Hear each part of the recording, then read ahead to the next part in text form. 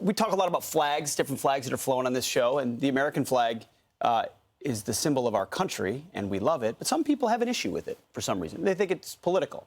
And usually we're talking about it in cities or whatever. This is a story coming out of eastern Indiana, so rural Indiana, East Central High School. There's a senior there who has a flag on his truck. I think we have a picture or video of it. And an administrator at the school said, you can't fly your flag on your truck anymore and park it in the school parking lot. Right. Inexplicable. Hi. There's almost, here's the student himself, Cameron Blasek, speaking out about what was said to him. Watch. The school came to me and told me, hey, you got to remove this flag, otherwise you're getting written up for insubordination.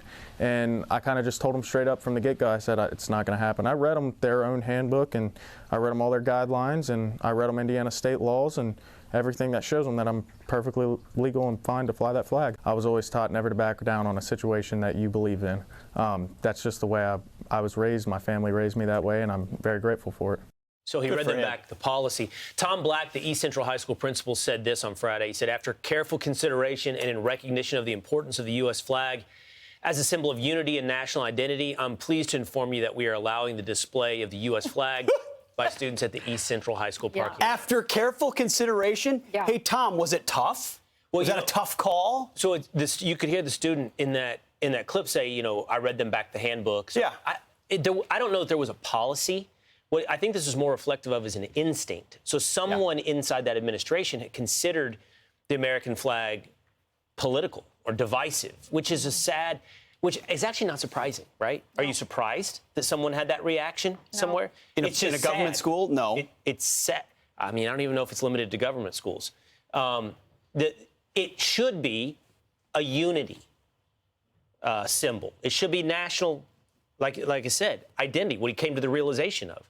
For some reason, there's an instinct that it's something else. Well, there are those people right. who will say, that if they will say that the American flag is offensive or brings up bad feelings for them.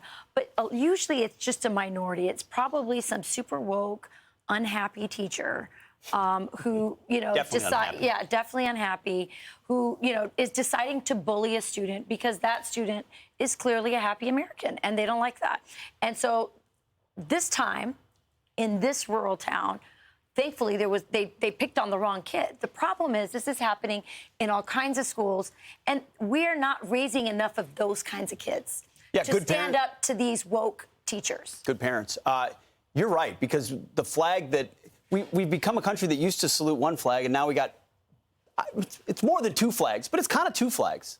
It's the left wants to fly the trans flag, and that's the big symbol that so many people want to push. And they've been on a project of talking about the evil of America, or the original sin of America, our history, our symbols, our statues, everything. It is you want to say, oh, they've made the American flag partisan. Yes, it has, because for better or worse, the left has decided that America isn't something to celebrate. Correct. Or at least not in its symbols and not in its history, but rather in some aspirational So then utopia. they've decided the flag has now become a partisan symbol. I guess.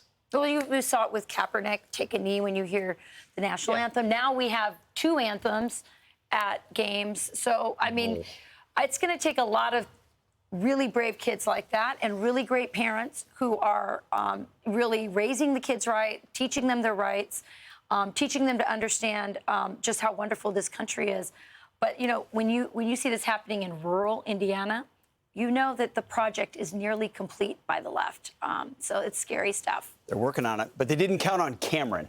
And we got enough Camerons out there standing up. Cameron's the fly in the ointment there. Thank you, Cameron. Indeed.